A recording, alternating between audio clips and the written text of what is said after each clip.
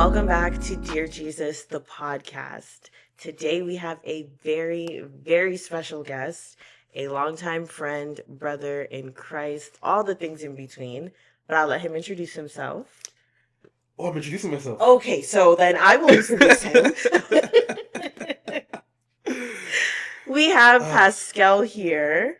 This is one of my good friends. We went to high school together, and now we're basically on two different spectrums of ministry now. Yeah, But I think it's just really great. I think so as well.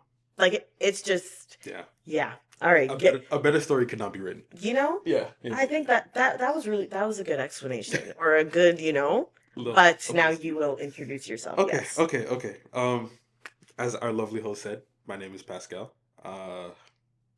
Yeah, I mean, 10th grade, 9th grade. Ninth grade, grade 9, yeah. Yeah, Woo! that's right there. Yeah, we did that. I spend most of my time making music, and if I'm not making music, I'm playing live somewhere. Um, I've been blessed to have a pretty extensive catalog, both on the Christian side and the not Christian side. Okay. Yeah, that's been interesting. But yeah, I don't know. There's not much for me to say introduction wise. I feel like We just gonna flow with it. yeah, you just Okay. gotta. Ain't no problem. And you know what? I love that you started with your catalog on the Christian side and the non-Christian side because y'all already know music is my jig. Yeah. So we're actually gonna get into it. Okay, we're going straight there. Eh? And you know what? I was I was praying about this conversation and I was like, I want to ask him how does he set his boundaries in like when it comes to somebody asking you to do music and all that stuff. So, question number one or conversation topic number one, how do you set those boundaries and where do you draw the line when it comes to making music in whatever genre that you're asked about? Um, I'm gonna start with playing music because I think that's a much more interesting conversation. Because a lot of the artists I've played for are like they already have some form of, I guess, presence, stage presence, social media presence, whatever you want to call it. They're people who are already known, right? So, it's one of those things where like, if you as a Christian are seen on stage and that guy is doing some type of unspeakables to some lady he's never met before, Okay. how is that gonna Translate. Yeah, you know, how is that gonna look to the people who know you as a Christian first, Right. and how is that gonna look to him ultimately, Right. right? So it's a lot of like, I find that the biggest question when it comes to conviction tends to be how much is too much, Okay. but a much more like important question is, if this is lawful, should I be doing it? Wow. Okay. Yeah. Yeah. Like I always go straight there. Yeah. I didn't always go straight there, but like over the last few years as my career has developed, Right. I've kind of come to the point where it's like, okay, if I do this, I'm gonna get paid. I'm gonna get exposure, should I want the exposure. And I'll probably end up doing it again, which means the income will start to be more stable. Right. But the question is like, is it worth it? That was literally the question that I sat here and I was like, but is it worth Is it? it really worth it? Mhm. Like, I am pretty much in church every Sunday. Right. Yeah, that's been a thing for me since I was Ever. literally Yeah. right. So if that's a place I know I can go to whenever and I identify with everything that's going on there, then my choosing to identify with that means there are certain things I have to not identify with. Right. And there are certain artists who do certain things on stage that I just Hey. man, Yep. I just can't identify with. Yep. It's really that simple. Have you ever been like stuck in that like tug of war? Have you ever been like, but maybe, but Yeah, definitely. I'm gonna say early on in my career when things were just starting to pick up. Um, I was in like, I want to say, okay, I'm just gonna say, I was in the Afrobeat space a lot, Okay. and Afrobeats is an interesting thing because like money and like flashy displays of wealth are very ingrained into African cultures. Right. Like it's a It's just thing. a thing. It's a thing, Yeah. right? Like Yeah. someone's getting married, You got to come with your $1 bills. everything. Yeah. Like Yeah. someone turns 50, someone turns 60, someone turns it's a thing, right? It's just always a thing. Yeah. And then it starts to get into like a club culture type of thing. Mm-hmm.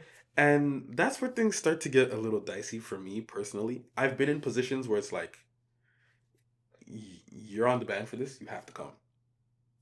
Right. People have already seen you on stage, you have to be there. You don't have a choice. And how did you deal with that, I guess? The first thing I did, funny enough, was email my pastor. Period. Accountability. That was the first thing I did. I let him know. I said, "Hey, they didn't tell me this was what they needed me to do before I said yes to it. This is what they're having me do. I'm letting you know. I'm gonna be prayerful. This is not my intention. I'd really rather just sleep. After an hour and a half set, I just want to sleep. Yeah. I don't want to listen to a DJ. I don't want to hear bottles pop. I don't want to see the spark. I don't. Yeah. Yep. Send me home. Let me rest. My ears are ringing. It's actually okay. So I sent him an email and he's like, okay, when you get back, let's talk. Mm-hmm. So got back from that run of shows. We talked and he was like, as much as the compromising position thing is like, that's understandable. Like eventually you have to reach a point where you decide how, like, you need to understand that this is something that can happen if you say yes to that. Right. Right. Like yeah. Every opportunity that moves you forward is an opportunity that moves you forward, but it might not be from God. Because it could move you back. Exactly. Spiritually. Exactly. Right. So you have to be able to discern the difference. Yeah. Yeah, it's a lot of nuance to live in. Yeah. Yeah. Now, if you, or have you, I should say, have you yet or since been asked to do something like that now that your space or your presence is predominantly Christian based? It's been a long time.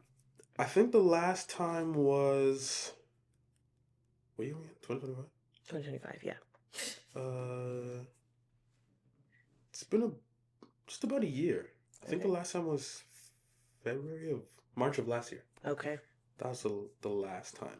And do you feel like it's painful to say no now, or is it just kind of like, sorry about that, this is not what I do anymore? You find somebody else? It hurts sometimes, but for a different reason. At first, it hurt because like I might really need the money, or I take every gig as a networking opportunity. So if I'm not meeting at least 2 new people, right, I failed. Okay. That's how I see it. Okay. It's a little hard, but like that's just me being Pascal. Yeah. Guilty as charged. But now it turns into like music is ministry for me, but it's also profession. Which means if this is something I'm doing to make a living and there are other people who are also doing it to make a living, then there could come a very, it's like 1 in a million, but there's a chance that that person could get chosen over me because they said yes the first time. So I've had to deal with like, okay, will I be okay if this is a door that closes forever? And that has been very, very tough. Yeah. Very, very tough. Because those gigs, they pay pretty well, right? So it's like, I can play at someone's worship night and they can be like, oh, we can't give you everything we want to give you, so take this. Or I could hop on a plane, go somewhere hot, leave with like a whole bunch of cash in my pocket. Yeah. At first it was really tough to reconcile, but I reached a point where in prayer God was like, just let me handle it. Yeah. I was going to ask, how did you get to that point? Because I know that like weighing those options or thinking about that closed door, it's not easy. And I think even just in any aspect of our lives, like Yeah. that closed door, you're just like, oh my goodness, I lost that opportunity forever. Ever. But we have to remember that what the Lord takes away, He replaces double, And let me triple. tell you, Mm-hmm. oh He'll do my it. goodness. He'll do it every time. Oh my All He goodness. wants is your trust and your obedience, your Oh faith my. in Him. Listen, Because there's nothing He can do. if there's someone watching this and they're like, I don't know how, just shut up. Okay? I say this with love in my heart and all the faith in the world. Just relax. Like, Shut up and let God be God. just let God be God. Yeah. Because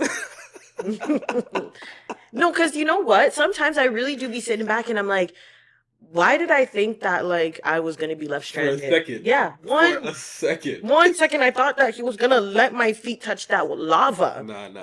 And it's like you sit back and you realize like you actually kept me through everything. So why was I worried about this? I feel At all. foolish. Yeah. Yeah. It's Mhm. insane.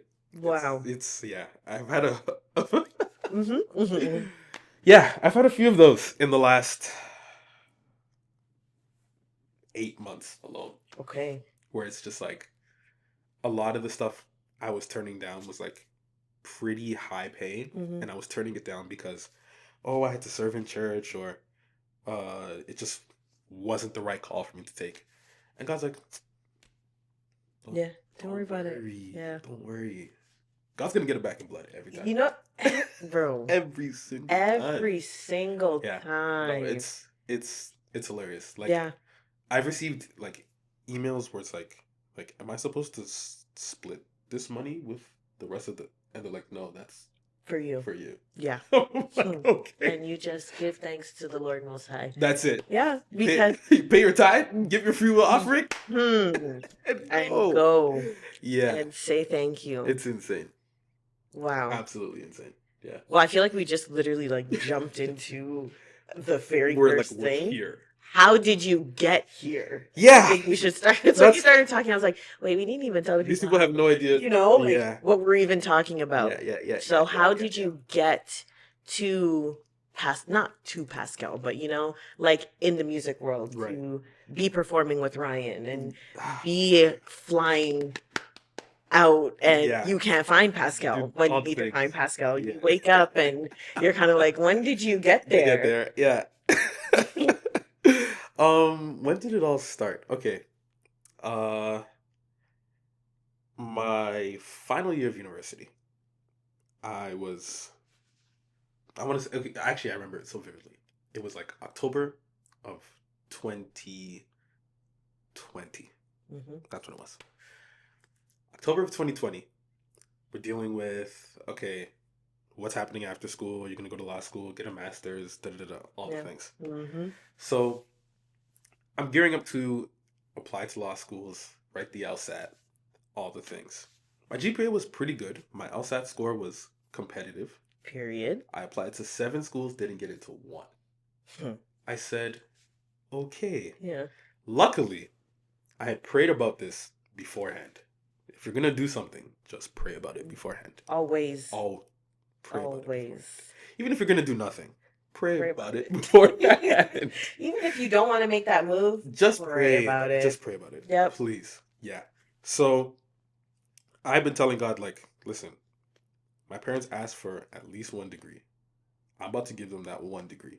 I'm okay with going for another one, but if you close the doors, I know what that means. Mm-hmm.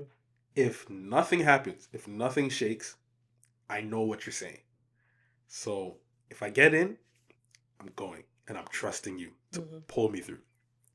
And if I don't get in, I'm trusting you to pull me through. Right. Before I even got to December, I had booked my first travel gig, and that was like 2 weeks after that prayer. Wow. I booked my first travel gig in August of 2021. Okay. So. You mean 2020? No, I mean 2021. Okay. Because we're in October of 2020. Okay. I'm graduating in 2021. Yes. Got you. So, okay. Before December, I had booked a gig for August. Mm-hmm. Now, In that same December, some artist from Toronto found my Instagram and was like, "Hey, I think you're sick. I have a whole bunch of like touring dates coming up in 2021 and 2022. Let's talk." I was like, "Okay, interesting." Got on the phone with him. Chemistry was on 100. Period. Things were great. I was feeling really, really good about it. But I told him, listen, I'm applying to law school. I'm waiting to hear back. So this entire notion might fall apart. Right. Entirely. He said, okay, let me know. But I have a really good feeling that we're going to end up working together. And I was like, sounds like you just don't want me to go. Right. Like, forget law school. No, just, okay. I was like, okay, you know what? I'm open to it. If that's the case, I'm down. Yeah. He said, okay, cool. Keep me posted. March comes around. Osgood, no. U of T, no. Windsor, no. McGill, no. Allard, no. Couple other schools, no. It was just no's all across the board. So I think by April, I had hit him up. I was like, yeah, I think we're good. I think this is what I'm supposed to do. I think we're good. Yeah. And he's like, oh, nice. Like, I'm guessing you prayed about all of this. And I was like, yeah, I did. And like, I feel at peace. He's like, okay, cool. Period. My manager will hit you up. And from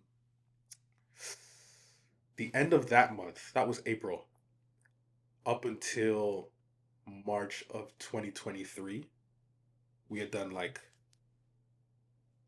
4 or 5 tours. We went to Belgium. Hello? Like, yeah, that was insane. God? That was insane. That was, yeah.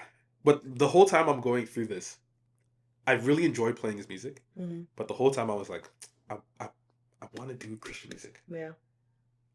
I want to. Like, it's more fun. It's more fulfilling. Yeah. It's what I want to do. Yeah. And God was just like, wait. Stay that here. 4-letter word. God. Ooh. Yeah. That word right there? That 4-letter word. Okay, perfect. Yeah. God said, just relax. Chill. I'm like, Give it to me now. I'm ready to get. Like, let's go. This like, is for you, so speed it up. I don't understand. Like, what's all this process? Yeah. And I realized that he allowed me to wait so that I could develop the skills necessary to steward the relationships in the Christian space better. Because if the version of me that was doing the secular runs was doing the Christian runs, I would have no friends. Really? None. And why do you say that? I was not a really good communicator. Okay. And it took a lot of this is more so on a professional basis than anything. Yeah. Like, I was good at networking, terrible at following up. Terrible at following up. Terrible at corresponding. I was so bad at it. Oh, and I don't know if any of the people I worked with in the past are going to see this, but if they do, I'm so sorry. Apologies on behalf of Pascal. Please forgive me. Yeah, I'm fresh out of school. I'm young, so people gave me the grace, but they were like, "Yo, like, fix up." Yeah. Fix up. So eventually, I had fixed up, and right around the time things started getting better, Dunson had announced he was coming to Canada for Upper Room. Okay. This was end of the year 2022. Okay. That's when I found out.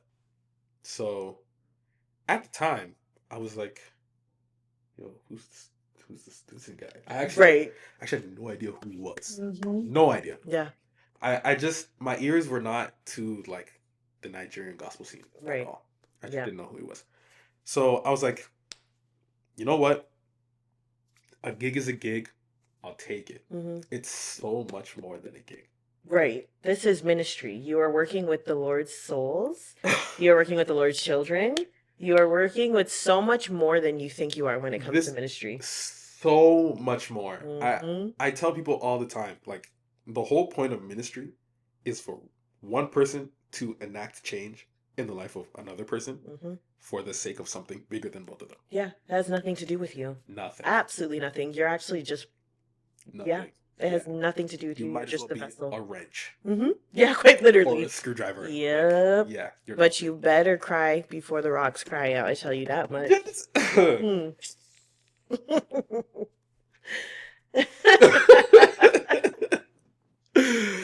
Oh my goodness. Yeah. So when I got that call, I was like, okay, cool. Is there anything I need to do to prepare? Right. And the person who called me, his name is Cole Abekis. Shout out to you. Period. He said basically pray. Hmm. Like Sometimes, listen, sometimes that's all you need to hear. Yeah. Like that, like the only guidance that you need to hear. And I always make the disclaimer when I tell people this. I'm like, I don't mean to sound cliche, but like, just Did you pray. pray about it? Yeah, Yeah. just pray. Yeah. Sorry to cut you off, but yes, Yeah. continue. No. It's totally okay. He was like, however much you think you pray, like, it's not enough. Double it. Gotta pick it up. Yeah. Yeah. Because his thing is like, he's huge on intimacy. Mm-hmm. If you don't have intimacy with God, you have nothing. Right. Right? Like you. Right. If there's no actual relationship, There's nothing. There's nothing. Yeah. There's just nothing. I'm Mm. just gonna say It's just a void, Yeah. and no one has filled it, and no one can fill it. Yeah. It's not getting filled. Yeah. Yeah. Not by people, Money, jewels, nothing. fame, Mm-hmm. clout. It's just not gonna get filled. Not worth it. Yeah. It never will be. No. It's kind of sad. It really is. When you sit and think about it. Yeah. Like, it's just not worth it. Yeah. Like, you lose yourself to gain the world and lose God. Like, I can't. And then lose the world when you die. Right. And then end up With nothing. Oh, okay. Yeah. Yeah. Not worth it. Yeah, no, it's terrible. He was like, however close you think you are with God, you're not. Mm-hmm. Because he's big on intimacy and he will be able to tell. Like, his discernment is very high. Mm-hmm. He'll know individually if something is off, and he'll probably tell me. He'll know as a group Mm-hmm. if something is off, and he'll probably tell me. So just basically it was like, don't be the weak link in the group, but strengthening yourself for the sake of the group strengthens you as well. Say that one more time. Don't be the weak link, but strengthening yourself for the sake of the group strengthens you as well. Yeah. Yeah. Yeah. Yeah. Okay. Yeah. So from the end of that year up until like March, I had seen my prayer life like take off. Mm-hmm. Like, and it was starting to reflect like in my everyday life. Like I was Mm-hmm. seeing things differently. I was having conversations with people I normally wouldn't have. It was just like He'll do that to you. Yeah. He'll give you a certain type of confidence. yeah. Yeah.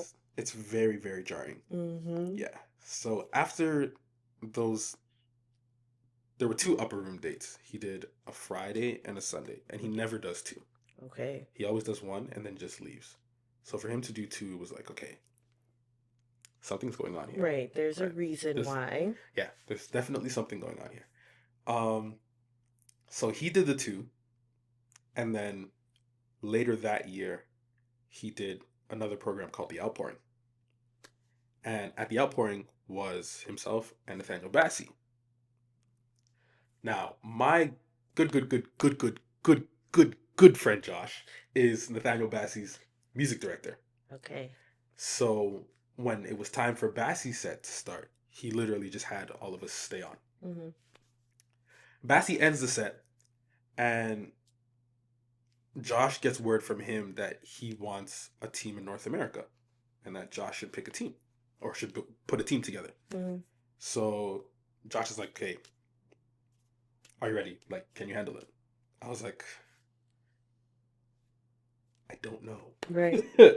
I genuinely didn't know. Yeah. And like a lot of people were of the opinion that like, oh yeah, it's Pascal. Like, oh yeah, He could do it. He's gonna be fine. Yeah. Yeah. Imposter syndrome hit me like a bus. Yeah. Yeah. Mm-hmm. It was crazy. Yeah. I started hearing stuff in my head like, oh, what if they find out you used to play for so and so? What if they find out you used to do this? And it's like, in the grant, like I had forgotten that in the grand scheme of Christ, the past does not matter. Yeah, no, like null and void. You repent, he's like, okay. Yeah, I had completely forgotten. Yeah. It was insane. Mm-hmm. So I'd have conversations with Josh. Like Josh would say the same thing. If you Yeah. if you don't pray, Yeah. pray. Yeah. And over the course of time, the more you play for him, you'll realize like God is with you. Yep. And he will show up for you every time and fight for you. And fight for you on Mm-hmm. account of your service alone. Yeah. But don't let it be your service alone. Like yeah. pray. Like actually spend time Build with that God. relationship. Build the relationship. Yeah. So over the course of like a year, the whole dial had just gone like Mm-hmm. like from secular to Christian music, like instantly. Yeah. And it was Now imagine if your prayer life wasn't where it was. Right. The warfare. Oh man. We need to arm ourselves. And I've dealt with it. Mm-hmm. Let's not get it twisted. I've definitely dealt with it. Mm-hmm. There was a solid like 18-month streak where every travel gig I had, I would have a problem coming back home.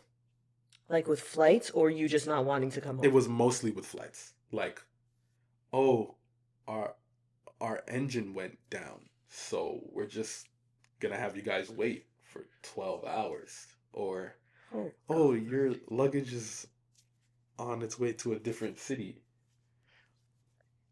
Or, our pilot is circling because the landing is not clear. Yeah. So our flight. Issue after issue after issue after issue. And they all came up in like pockets where I was praying less. All of them. Mm-hmm. And I didn't realize it until I want to say like this past December. I kind of just stopped, and it was the end of the year, so I just stopped, looked back, and just like zoomed out on everything. And I was like, okay. I kind of just stopped to ask myself, what was happening, or what was I doing before those isolated incidents? And I realized they're not isolated incidents at all. So coming to that realization was kind of just like, okay, if I don't pray, I don't find my way home. Right. Yes. Quite. Almost. Yes. Yes. Quite literally. Yeah. If you do not pray, you do not find your way home. It's insane. That was good. Yeah. That was really, yes. Yeah. Like literally, yes. You don't find your way home if you don't pray. Yeah. You don't know where home is. You don't know who your dad is. You don't know what home looks like. You don't know what he sounds like. You don't know what you're supposed to do. You don't know your next steps. Yeah. If you don't pray, you don't find your way home. You ate me up with that one. That there you did. That there you did. Ate myself up a little as well. Wow. I know. The episode was just getting good. But join us next week for part 2, and I promise it's going to get that much better. See you next week on Dear Jesus, the podcast.